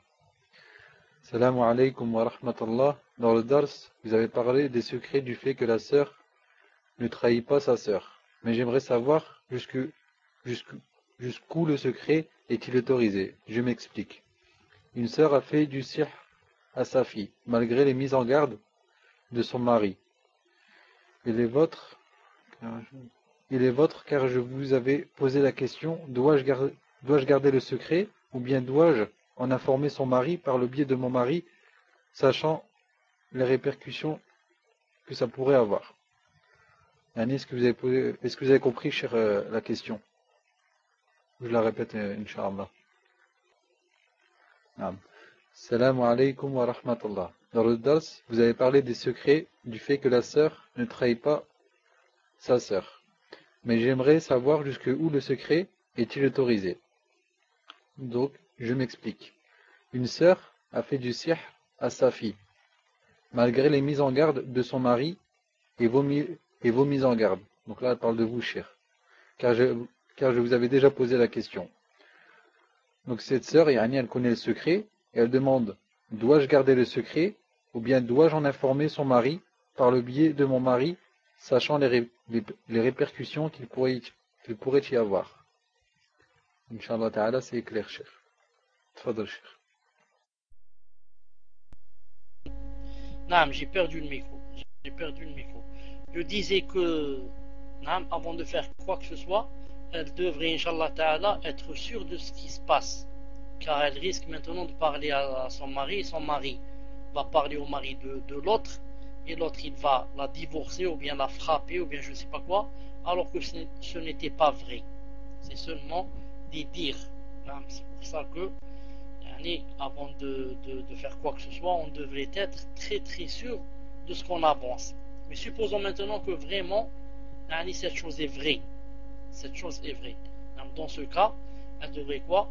Elle devrait parler à son mari, qui parlera avec son mari avec sagesse et hikmah, et lui fera prendre lui fera prendre quoi? Yani, comment on dit ça? On dit la promesse que il agira avec sagesse, etc., avec sa femme. Qu'il agira, il lui fera prendre la promesse que, voilà, car pourquoi? Premièrement, il peut agir avec elle avec rudesse et violence et la divorcer, etc. Et deuxièmement, cette même femme, yani la sorcière, entre parenthèses, elle peut, yani, comment on dit, t'intérim, elle peut se venger de cette sœur qui a divulgué ce secret. Non. C'est pour ça que je dis que si elle n'est pas très sûre, ou bien si elle sait qu'on ne sait jamais, ça peut lui arriver des choses, il vaudrait mieux qu'elle se taise bi'illah azza wa jal. Naam. Wallahu subhanahu wa ta'ala a'lam. Tfadal inshallah le prochain. Naam. Pour la personne qui demande en PV, yani, qui est le shir, yani, dans la bannière, il y a un lien, Inch'Allah, cliquez sur ce lien et vous allez voir un petit peu sa biographie. Et yani, pour qu'est-ce qui yani, vous vouliez poser une question, donc il faut lever la main comme tout le monde, Inch'Allah. Si vous voulez poser une question, vous levez la main, Inch'Allah. Tfadal, shir. Non, vous m'entendez? Non, c'est juste pour le frère qui a écrit en PV, qui a dit que on m'avait posé la question pour ceux qui voulaient demander la science au Yémen, et que j'ai dit que mon avis qu'il ne partait pas, que c'était mieux, et que lui il a dit qu'il y avait une fatwa de Cheikh Rabi' qui dit qu'on pouvait partir là-bas, etc. Non. Je voudrais dire à cette personne, Inch'Allah Ta'ala, deux choses. La première, quand j'ai dit que mon avis qu'il ne fallait pas partir, ce n'était pas à cause du Yémen en lui-même, ou là que partir là-bas, il n'y a pas le salafisme, ou bien il n'y a pas le ilm, ou bien il n'y a pas les ulama. S'il a pensé comme ça, c'est qu'il s'est vraiment trompé. Je voulais dire moi que, yani, vu les fitna qu'il y a de nos jours, je ne lui conseille pas de partir, jusqu'à ce qu'il n'y ait plus cette fitna. De nos jours, les fitna qu'il y a, en ces circonstances, je ne lui conseille pas de partir au Yémen, mais d'aller autre part, jusqu'à ce que, Inch'Allah Ta'ala, il n'y ait plus la fitna. D'ailleurs, si vous remarquez, lui-même, cette personne qui a envoyé cette fatwa, elle date de quand? Elle date de 1424. C'est-à-dire que cette fatwa a 5 ans. Lorsque Cheikh Rabi' rahimahullah a dit partez, il y a de cela 5 ans. Maintenant, allez chez Cheikh Rabi' hafidahullah et dites-lui voilà ce qu'il y a comme fitna. Est-ce qu'on va là-bas? Et vous entendrez la réponse. De toute façon, même s'il ne répond pas comme j'ai répondu, ce que j'ai répondu, c'est seulement mon avis. J'ai dit mon avis, il y a beaucoup de fitna, il vaut mieux aller ailleurs, Inch'Allah Ta'ala, mieux que se trouver avec une étiquette sur le dos de terroriste ou là, emprisonné. C'est seulement un avis que j'ai donné. Naam. Wallah Azza wa Jal a'lam. Tfadal. Naam, donc là, Cheikh, j'ai la question de Adam, Inch'Allah. Salam alaikum, Cheikh. Une sœur se trouve dans la situation suivante. Son mari et elle avaient fait Taouba. Ils étaient revenus au Coran et à la Sunna. Et cela fait 1 an que son mari travaille sans cesse dans une sandwicherie et n'a plus le temps pour le din. Il a rasé sa barbe, ne porte plus le qamis, mais s'habille à la mode. Il passe son temps au foot, aux jeux vidéo et avec ses copains d'avant. Quel conseil pouvez-vous lui donner, sachant que la sœur a peur de faiblir également? Tfadal Cheikh. Par contre, c'est un conseil pour la sœur ou c'est un conseil pour le frère? Et à qui est destinée la réponse, Inch'Allah? Madame, est-ce que c'est pour le frère ou est-ce que c'est pour la sœur? Le conseil que vous demandez. Précisez, Inch'Allah. Tfadal Cheikh. Wa alaykum salam wa rahmatullahi wa barakatuh. Moi, ce que je conseille, et j'ai toujours conseillé, Inch'Allah Ta'ala, c'est de ne pas penser comme ça directement au talaq. Ne pas penser directement au talaq et au khula. Mais qu'elles se disent, mon mari est avant tout un frère. Mon mari, avant d'être mon mari, c'est un frère fiddin. Mon frère maintenant, dans la religion affaiblie, il faudrait, Inch'Allah Ta'ala, que je patiente et que je fasse des efforts pour l'essayer, de le, non, elle n'y pense pas du tout, alhamdulillah, alhamdulillah. Donc, elle doit faire des efforts, des doigts, beaucoup de doigts à Allah Azza wa Jal, et beaucoup de morale à son mari, Inch'Allah Ta'ala, jusqu'à ce qu'il revienne. Elle peut même parler aux gens qui ont l'influence sur son mari. Elle leur dit, voilà, aidez-moi, vous avez remarqué, il a faibli, etc. Aidez-moi, faites-lui des nasiha. Et comme ça, naam. Maintenant, quand il commence à demander des choses graves, s'il dit à la femme, par exemple, je veux plus que tu mettes le djilbab, je veux que tu mettes maintenant la jupe, je veux plus que tu fasses ceci, je veux plus que tu fasses cela, je veux que maintenant que tu vois les films interdits, comme ça il la pousse à faire le haram. Maintenant, bien sûr, elle fait venir ses parents et elle demande de se séparer de lui s'il a choisi ce chemin. Mais tant que Mazal, alhamdoulilah, il aime le din et il affaiblit, tout le monde faiblit, tout le monde faiblit, et il n'y a pas une personne qui lui arrive pas de faiblir comme ça, 1 mois, 2 mois, 15 jours, une semaine, cela dépend. Ensuite on revient. D'ailleurs le messager d'Allah sallallahu alayhi wa sallam a dit que toute personne, tout cœur, il y a, d'ailleurs je vous ai expliqué une fois ce hadith, il y a quoi? Il y a un nuage qui passe devant le cœur, et qui le rend noir jusqu'à ce que le nuage se dissipe bidna azza wa jal. Elle a des waswas sur son hijab maintenant. Quel waswas? J'ai pas compris. Quel waswas a-t-elle? Elle veut travailler. C'est entre elle et son mari. Normalement, tant que le mari suffit, la femme reste à la maison. Tant que le mari se suffit à lui-même, je ne vois pas pourquoi la femme elle sort de son milieu, le milieu naturel que Allah lui a donné, et elle sort pour aller se fatiguer, se remplir de fitna, pour aller quitter le domicile que Allah lui a donné, pour aller quoi? Juste à cause d'un peu d'argent, aller perdre son din et tomber dans la fitna entre les hommes. C'est vraiment difficile. Je pense que toute femme qui a un mari qui la suffit doit rester à la maison. Wallah Azza wa Jal a'lam, et nous Inch'Allah Ta'ala aussi on va faire des doigts bi'idna Azza wa Jal. Tfadhal. Donc là on passe à Chatran Inch'Allah. Aïcha, ça va vous Inch'Allah. Aïcha, est-ce que vous êtes là? Donc je répète pour les frères et sœurs, préparez vos questions en avance, de façon claire, et c'est une seule question par personne. Barakallahu fikum. Salam alaikum. Je voudrais savoir, comment dois-je me comporter envers mon père qui ne veut pas que je porte le sitar? Tfadal Cheikh.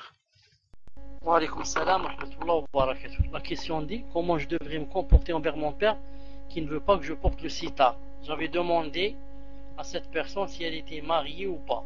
Et elle avait dit non. Quand une personne atteste dans son cœur que telle chose par exemple est obligatoire, ou bien que telle chose est haram, maintenant ça devient une adoration entre elle et Allah Azza wa Jal. Et son père bien sûr n'a rien à voir au milieu. C'est-à-dire que si elle dit le sitar est obligatoire, donc dans ce cas, si son père ne la laisse pas le mettre, elle doit le mettre en cachette de lui. Elle doit le mettre en cachette de lui. Si elle s'y dit que le sitar est obligatoire et que si je ne le mets pas, j'ai des péchés. Dans ce cas, qu'est-ce qu'elle fait? Elle ne le met pas devant lui, mais elle le met quand elle est loin de lui et elle sort dans la rue et il la voit pas, et comme ça. Et quand elle rentre chez elle, elle l'enlève. J'ai peur de le mettre et qu'il rentre à porte au mieux. Essaye d'obéir à Allah subhanahu wa ta'ala le maximum. Est-ce que tu peux pas, tu le laisses pour le jour où tu seras marié bi'idna azza wa jal. Les choses que tu peux faire, tu les fais. Et les choses qui te dépassent maintenant, si tu le fais, il va te l'enlever de force, ou bien te frapper, ou bien ceci. tu laisses Inch'Allah Ta'ala quand tu auras la liberté de le mettre demain quand tu seras marié bi'idnillah azza wa jal. Wallahu subhanahu wa ta'ala a'lam. Naam, tfaddal prochain. Naam, cher, donc j'ai la question en PV, Inch'Allah. Assalamu alaikum. Est-il permis pour la femme musulmane de porter certains types de sous-vêtements, entre parenthèses de la lingerie fine, alors que ces vêtements sont apparus tout d'abord chez les mécréants et étaient, il y a quelques années, considérés comme très vulgaires. De plus, les médecins considèrent que ces sous-vêtements donc, sont mauvais pour la peau ainsi que pour l'hygiène. Après avoir pris connaissance de ceci, est-il permis d'en vendre ou d'en porter? Fadal Cheikh. Alaykoum salam wa rahmatullahi wa barakatuh. Faut dire que je n'ai pas compris qu'est-ce qu'elle veut dire par là et quels sont les vêtements que les médecins ont dit ça fait mal ou je sais pas. J'ai pas bien compris la question là. Non, je n'ai pas bien compris la question. Cheikh, c'est des dessous, comme le dit le frère Al-Ghuraba, c'est des dessous très très fins. C'est de la lingerie fine. C'est plus chez les occidentaux qu'on trouve ça. C'est venu comme la sœur l'a dit, c'est venu chez les mécréants d'abord, mais il y a des pays musulmans qui en commercialisent maintenant, comme le Saoudi, etc. Tfadal Cheikh. Alaykoum salam wa rahmatullah. Je pense que ça n'a rien à voir avec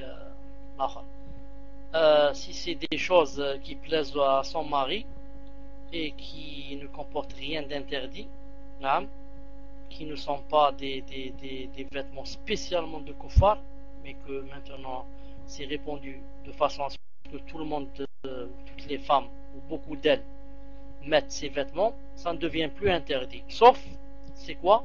Si, comme elle a dit elle, si le médecin a dit ces vêtements font mal par la suite.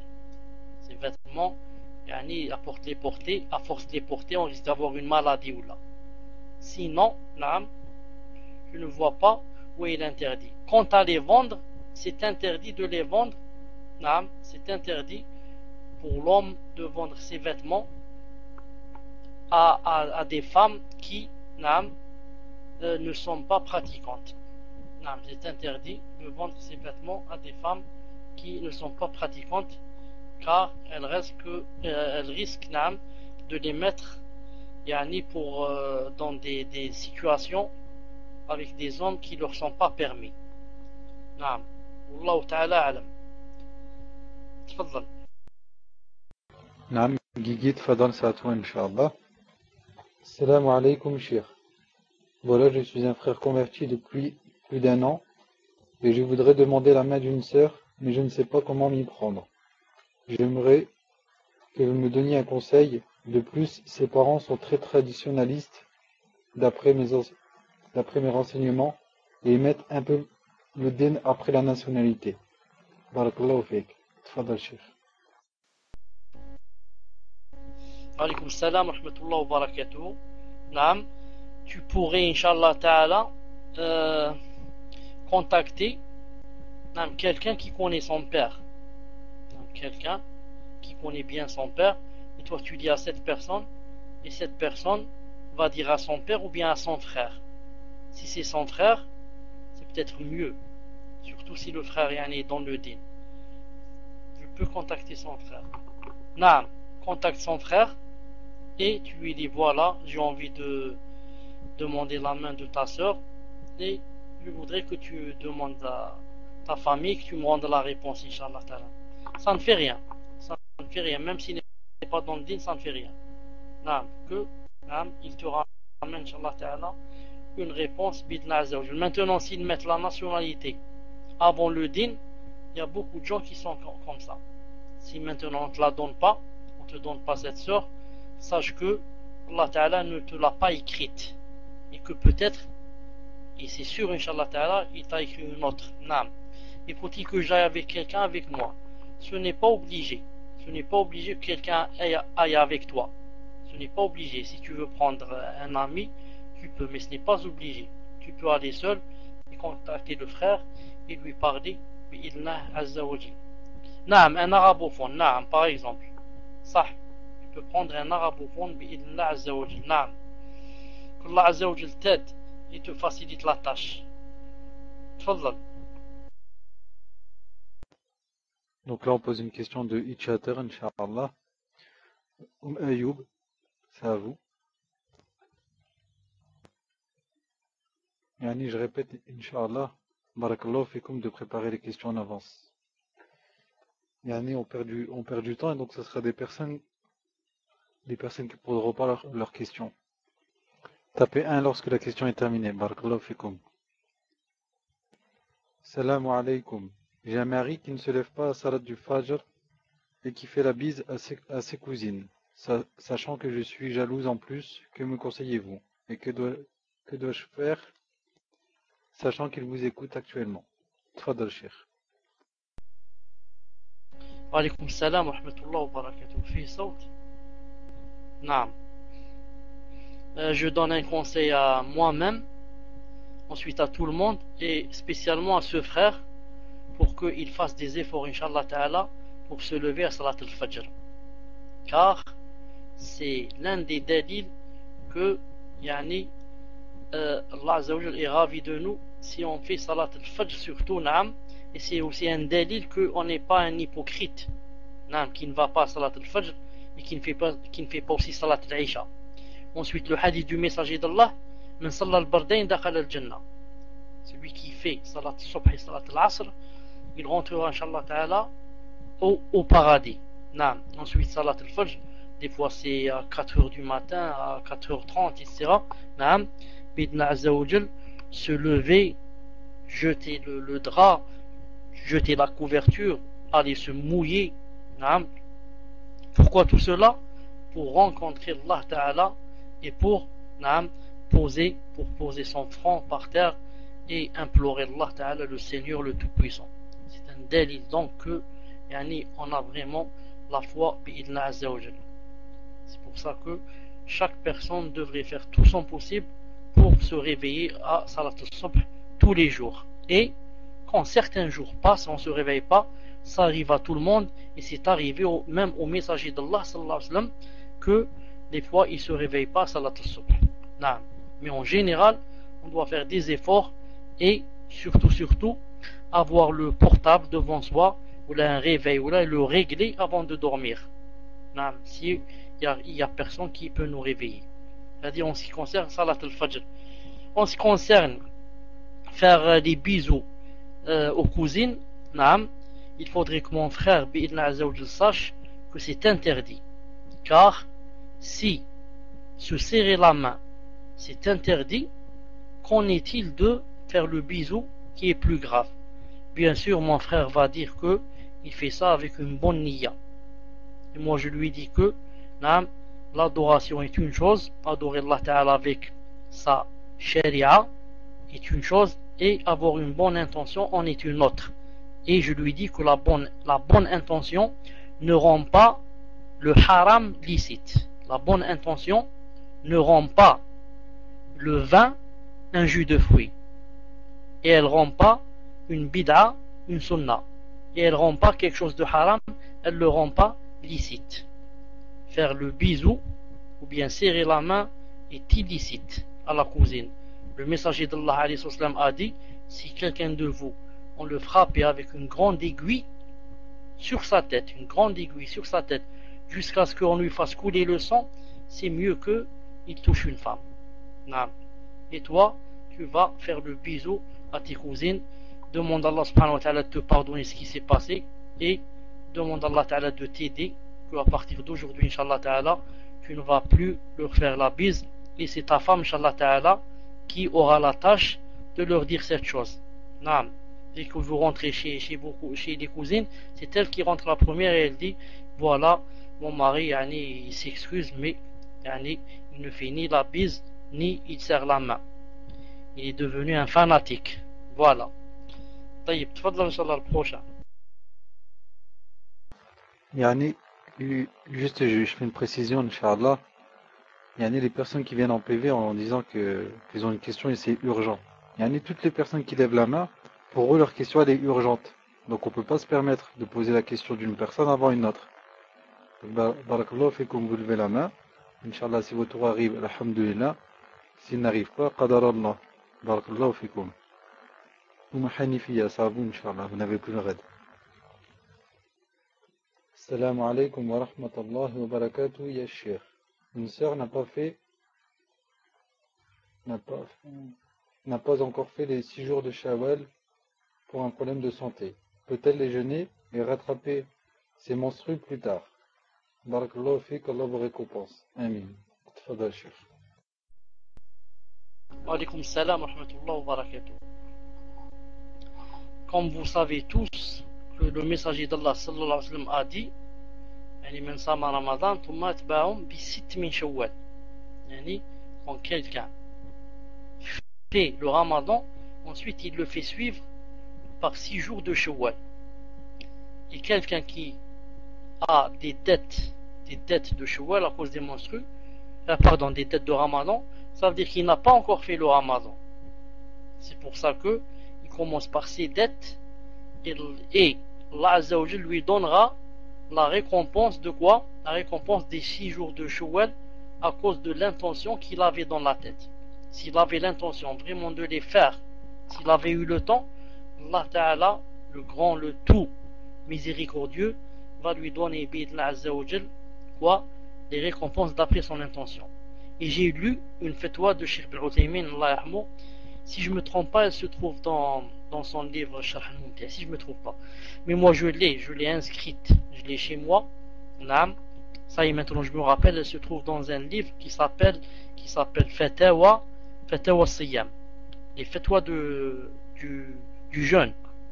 Où il a dit si quelqu'un a des empêchements, des empêchements licites, comme une maladie, comme des choses pareilles, il a dit, il peut même jeûner l'autre mois qui vient après Shawwal. L'autre mois qui vient après Shawwal, avec l'idée des 6 de Shawwal. Parce que il n'a pas pu les faire en leur mois et il n'a que cette solution. Naam. Wallahu subhanahu wa ta'ala a'lam. Naam. Tfaddal. Moussafouane, ça va, Inch'Allah. Salam alaikum, Cheikhana. Une sœur demande: j'ai besoin de votre éclaircissement. J'ai en ma possession des CD de Anachid pour lesquels je me suis rendu compte récemment qu'il y avait d'autres instruments que le douf. Le problème, c'est que les sœurs me contactent en me disant que si elles ne mettent pas mes CD dans leur mariage, leurs parents vont mettre de la vraie musique. Et c'est ce qui s'est passé à chaque fois que j'ai refusé de donner mes CD. Ma question est donc, que dois-je faire? Puis-je leur donner quand même mes CD, car il y a un moindre mal dans cela, ou non? Tfadal, Cheikh. Je voudrais savoir, d'abord, alaykoum salam, je voudrais savoir quel genre d'instrument il y a à part le douf. J'attends la réponse. Moussafouane, Inch'Allah, Cheikh vous a posé une question. Je voudrais savoir donc, du synthé, ça fait comme du douf, mais par ordinateur. Tfadal, Cheikh. Moi, je ne sais pas exactement ce que c'est le synthé, mais si c'est quelque chose de musique, si c'est quelque chose de musique, yani, qu'est-ce qu'elle fait alors? Alors, c'est comme un piano, alhamdoulilah, c'est comme un piano. Alors, qu'est-ce qu'elle fait? Elle n'a aucune relation avec les autres en ce qui concerne le mariage. Elle donne pas le CD où il y a le piano ou le synthé, et eux, ils sont libres. S'ils ramènent de la musique ou là, elle n'a rien à voir avec cela. Car si elle donne le CD, c'est la même chose, il y a aussi la musique. Alors, elle donne pas le CD. Maintenant, si les sœurs Hado, elles veulent, alors pourquoi elle n'achète pas le CD?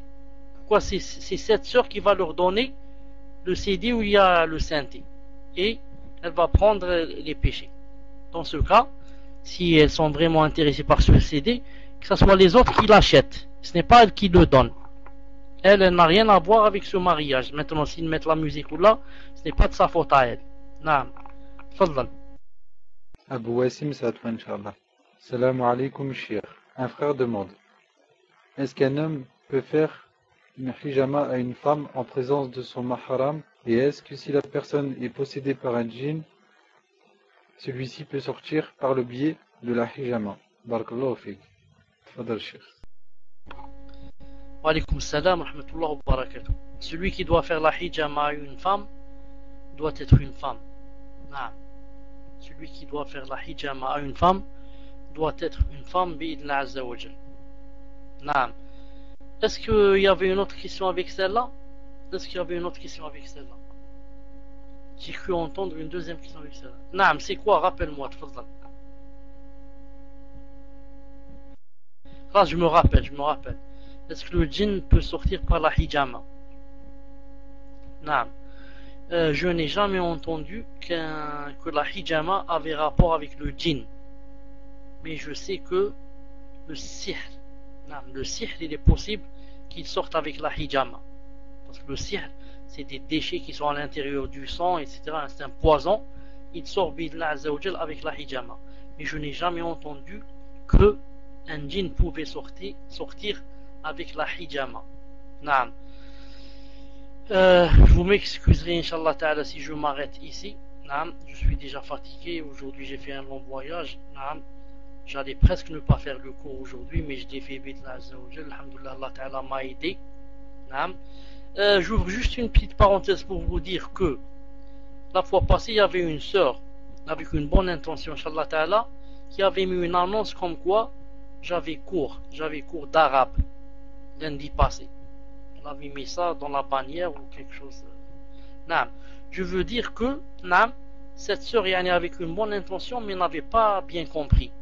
Moi j'avais pas dit que j'allais commencer cours d'arabe, mais j'avais dit que j'allais commencer un cours de din en arabe. Din, aqida, etc. directement en arabe pour les arabophones. Et elle a compris que j'allais faire des cours en arabe. Premièrement. Deuxièmement, quand j'ai dit que j'allais commencer, j'avais pas dit que c'était lundi. J'allais dit que Inch'Allah ta'ala je vais commencer. Et troisièmement, ensuite, après cela, c'est-à-dire seulement ça fait 2 jours là, maintenant je suis en train de penser à faire vraiment, à donner des cours d'arabe. Arabe, hein? A-O-I, Baboubi, arabe. Pas les cours de din pour les arabophones. Non, maintenant je pense à donner des cours en langue arabe. Voilà, en langue arabe. Et hier, pour la première fois, on m'a envoyé le tome de Médine pour voir comment c'était. Et personnellement, j'ai trouvé que si je commence les cours d'arabe, je ne commence pas par le tome de Médine numéro 1. Parce que quand j'ai lu, j'ai trouvé qu'il y avait beaucoup de choses à apprendre avant lui. Le tome de Médine ne peut pas convenir à quelqu'un qui ne connaît rien en arabe. Celui qui ne connaît aucune lettre en arabe ne peut pas commencer directement avec lui. Hada qamis, hada baytoun, hada masjid, hada kada. C'est impossible. Il faudrait qu'il commence par alif, c'est quoi? Ensuite A, O, I, ensuite A, ensuite Ba, Bo, Bi, Ab, Ta, To, Ti, At. Et comme ça. Jusqu'à ce qu'ils apprennent d'abord les lettres. Ensuite, Inch'Allah ta'ala, on passera au tome de Médine. Car on doit commencer par les lettres, ensuite les mots, et troisième phase, on va au quoi? On va aux phrases. Les lettres, ensuite les mots, ensuite on va aux phrases. On ne peut pas commencer directement, ça c'est un livre, ça c'est une fleur, ça c'est une mosquée. Wallahu ta'ala a'lam. Je vous donne Inch'Allah ta'ala rendez-vous pour samedi. Subhanakallahumma bihamdik, ashhadu an la ilaha illa ant, astaghfiruka wa atubu ilayk. Assalamu alaikum wa rahmatullahi wa barakatuh.